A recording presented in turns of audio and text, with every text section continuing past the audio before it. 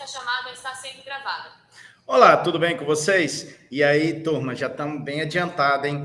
É isso. Então, a gente já falou bastante sobre sociologia organizacional e cada momento vocês vão adquirindo novos conceitos que podem ser implementados tanto no concurso público, quanto na prova do ENAD, quanto na própria vivência de vocês enquanto profissionais. Dito isso, vamos para a aula, pessoal. Deixa eu projetar aqui o slide da aula de hoje para a gente ganhar tempo. E aí, a partir disso, a gente poder discutir a questão da aula de hoje. Então, já começa a aparecer o slide aí para vocês.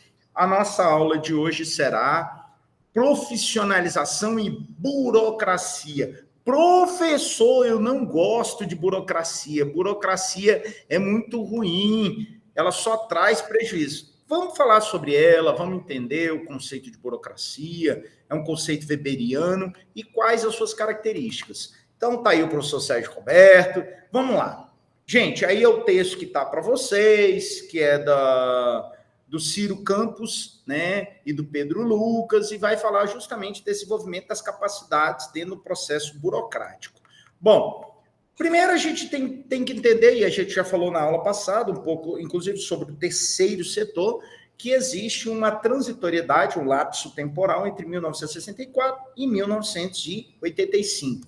Esse período foi o período entre o término da ditadura militar e a redemocratização, tendo como marco legal, né, o dispositivo de lei, a Constituição Federal de 1988. E nesse movimento a gente vai ter a estruturação, né, de vários aparatos e funções estatais e as próprias carreiras, né? Depois disso, em 1990, a gente vai ter como exemplo o Ministério da Administração e Reforma do Estado, o MARE, tá, gente? E aí é esse que vai tratar sobre essas questões de organização de políticas e também de implementação de perspectivas do Estado. Bom, nós temos uma questão, que é isso que eu acabei de falar um pouco, da tipologia histórica, né, estrutural, que ela vem de um modelo paternalista, a gente já falou um pouquinho disso, tá? Clientelista, e aí ela passa por um novo modelo. É um modelo onde precisa que o Estado, né, ele crie normas hierarquizadas e materializadas de forma que seja seguida impessoalmente, ela não pode ser personalizada, ela tem que ser impessoal e, sobretudo, ela tem que ser com força de lei, né? Como eu falei, marcos regulatórios, tá? Então, gente, a gente tem que pensar o seguinte, dito isso, o que a gente tem que compreender? Primeiro, o Estado é uma entidade arrecadadora, lembra? A gente já falou também um pouquinho nas aulas passadas. E para arrecadar, ela precisa criar mecanismos, entre os quais os impostos, né? E esses mecanismos de controle e arrecadação, eles devem ser, sobretudo, regulamentados. Existe uma lei, né, para cada uma dessas possibilidades de arrecadação, IPTU, IPVA e assim sucessivamente, né? E isso tudo está dentro de uma estrutura de planejamento orçamentário. Tanto é que a gente tem a LDO, Lei de Diretrizes Orçamentárias, é quando há uma previsibilidade de quanto vai se gastar ao longo do ano que virá, né? Então é importante fazer uma projeção, né? E isso está muito ligado à própria questão da gestão de recursos humanos, né? Dentro de uma perspectiva intergovernamental e de transparência e prestação de contas, que é o accountability, né? Que a gente sempre fala.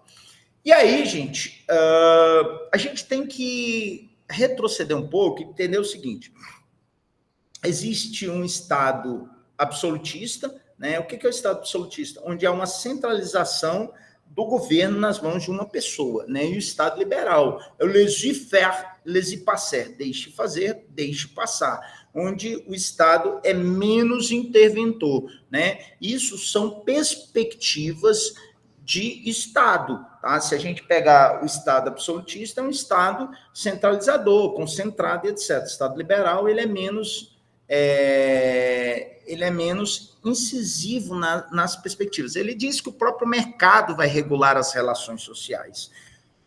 E entre isso e o Estado absolutista, o Estado liberal, nós temos um processo chamado Estado de bem-estar social, que é justamente quando a gente fala assim, olha, tem que o Estado regular e, ao mesmo tempo, amparar situações onde as pessoas estão em uma situação de pobreza e precisam ser assistenciadas. É aí que entra, de certa forma, o estado de bem-estar social, através de políticas estruturais. Tá? O estado de bem-estar social é justamente para entender essa questão.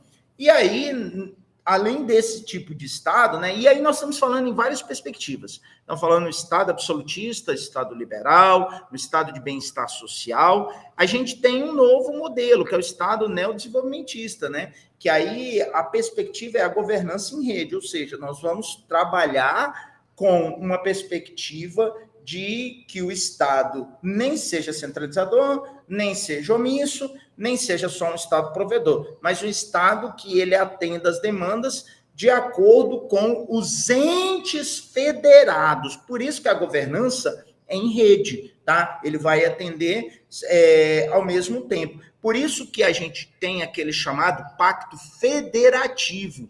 E junto com o pacto federativo, a gente tem a chamada lei de responsabilidade fiscal, onde os membros eles são responsabilizados subsidiariamente junto com o governo federal, tá, gente?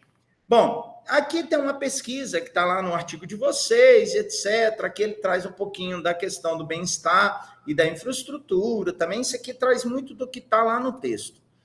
Bom, entendendo tudo isso, a gente entende que é necessário pensar esse modelo burocrático weberiano. Então, vamos por etapa. Bom, o que é o modelo burocrático weberiano? O modelo burocrático weberiano, ele parte de uma ideia de uma dominação racional legal, tá? Devagar para anotação, tá?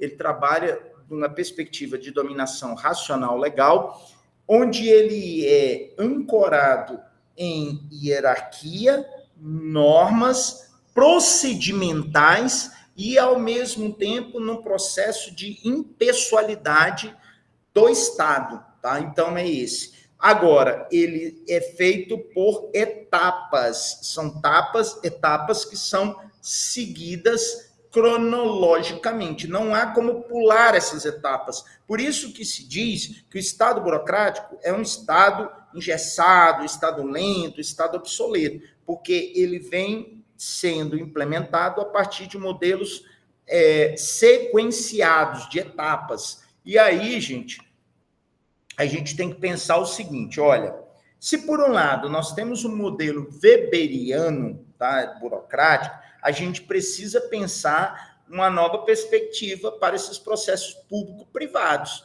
né? Como? Através de concessões. Então, dizer sobre modelo de infraestrutura, desafios, etc., e de uma perspectiva público-privado, de políticas públicas privadas, esses PPPS, nada mais é do que uma ruptura com esse modelo burocrático estabelecido. Tá? Então, nós estamos falando de romper com esse modelo justamente para a gente pensar numa descentralização, tá? Onde até então o Estado era o responsável por toda essa questão de forma orgânica e sequenciada.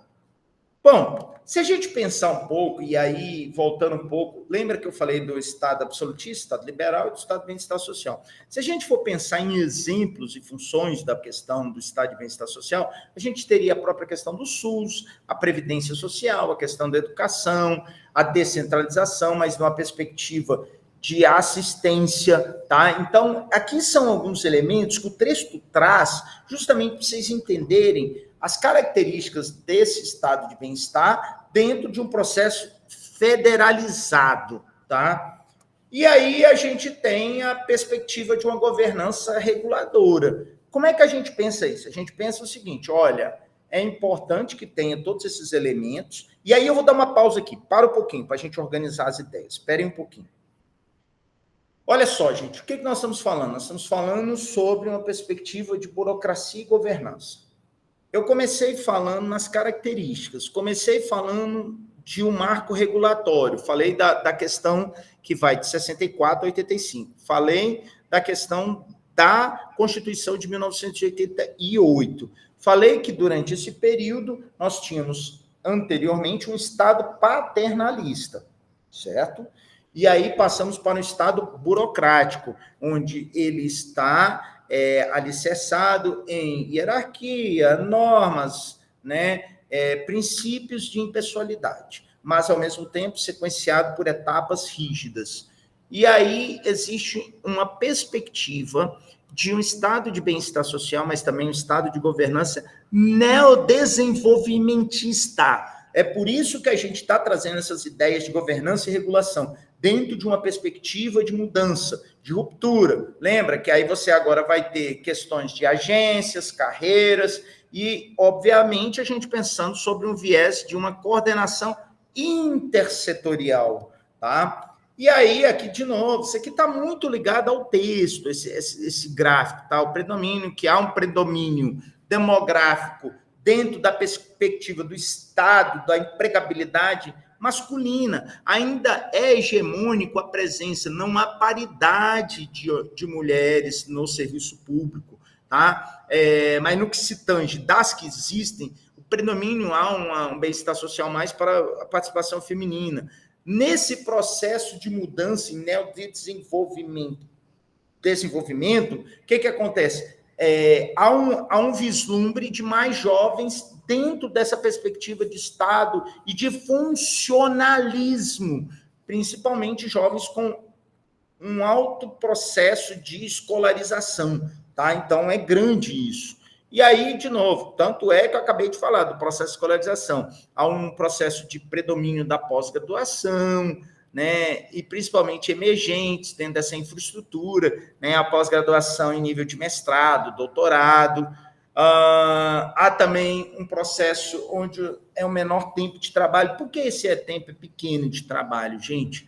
Porque muitas vezes a pessoa entra no serviço público e depois ela vai para outro concurso, e aí no outro concurso ela vai para outro concurso, até chegar num concurso que seja o perfil dela e que agrade ela financeiramente. Consequentemente, muitas pessoas acabam vindo antes do serviço público da iniciativa privada, né?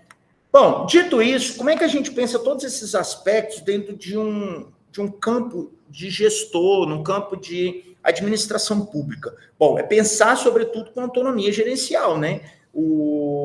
Tem que se pensar o bem-estar, mas, sobretudo, numa perspectiva de analisar todos os desdobramentos, sobretudo as questões mais básicas, as mais emergentes. Então, há sim uma autonomia gerencial pós-burocracia, mas que ela também é limitada. É importante falar isso, tá? Vocês vão ver no texto que a autonomia ela não é plena, ela é limitada. E aí, gente, essa mesma limitação, ela influencia na tomada de decisão, tá? Obviamente, a gente tem uma participação desigual em reuniões estratégicas, participação desigual tanto de gênero, tá? Como das diversas outras características. Por conseguinte, a gente tem uma menor exceção, se você tem uma menor participação, e há uma maior influência dessas perspectivas de quem está conduzindo. Óbvio, tá? Então, tudo isso que eu estou falando, gente, é dentro do contexto do texto que vocês estão lendo, dessa questão burocrática. E aí, obviamente, quais são as perspectivas? A gente tem que traçar uma ideia de um diálogo intragovernamental, ou seja, dentro da própria estrutura de governo, buscando a interação entre o poder público e a sociedade civil. As chamadas PPPs, políticas públicas privadas. Tá? De novo, a palavra privadas aparece. Por quê? Não há como desvincular a ideia do público, mas também agindo em consonância com o privado. E aí a gente vai ter o seguinte, hoje, tá? Vamos entender isso dentro de uma estrutura ainda de governo e esses desdobramentos.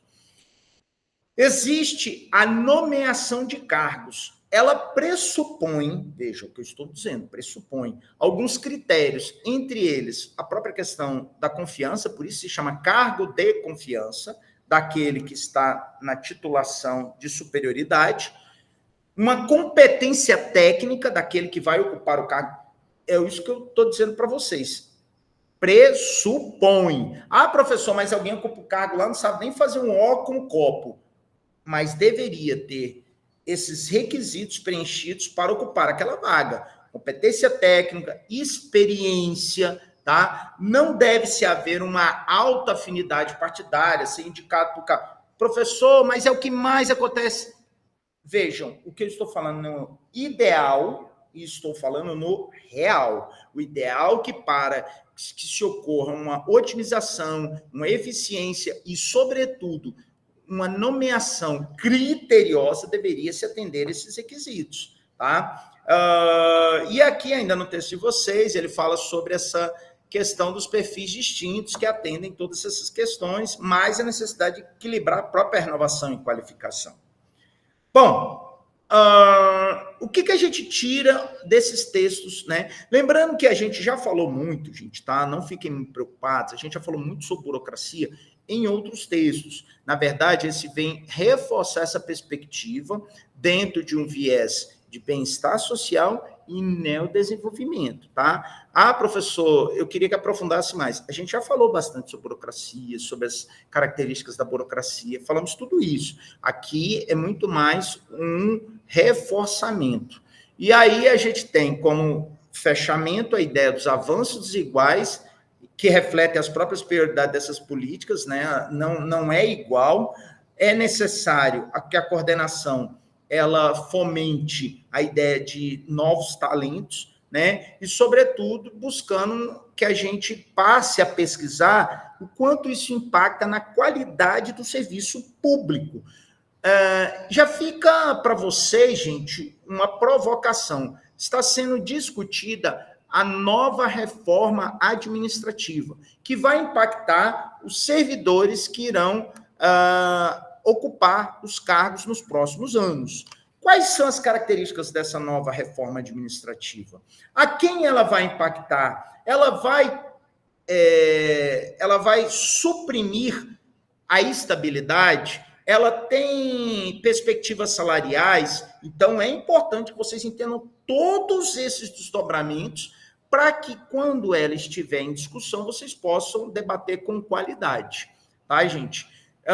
Viram que a aula hoje foi bem mais curta, obviamente. A gente está dentro dessa característica que eu falei para vocês de uma leitura, nesse caso, ela vai reforçar a ideia, mas ela tem ainda, obviamente, o texto que vocês vão fazer, mais as questões. Tá, gente? É importante vocês sempre terem em mente isso. Espero que tenha ficado muito bem explicado. Qualquer dúvida, vocês vão no tutor presencial, qualquer dúvida, vocês vão no tutor EAD, e não sanando, vocês consultem o professor formador, no caso, eu. Tá? Espero que todos e todas fiquem bem, tá? Tem algumas aulas a mais ainda para a gente falar, antes mesmo da aula de revisão para a prova, tá bom? Fiquem bem, valeu, pessoal, valeu, essa aula me dá muita alegria estar ministrando para vocês. Valeu? Abração, tchau, tchau, tchau, tchau, tchau.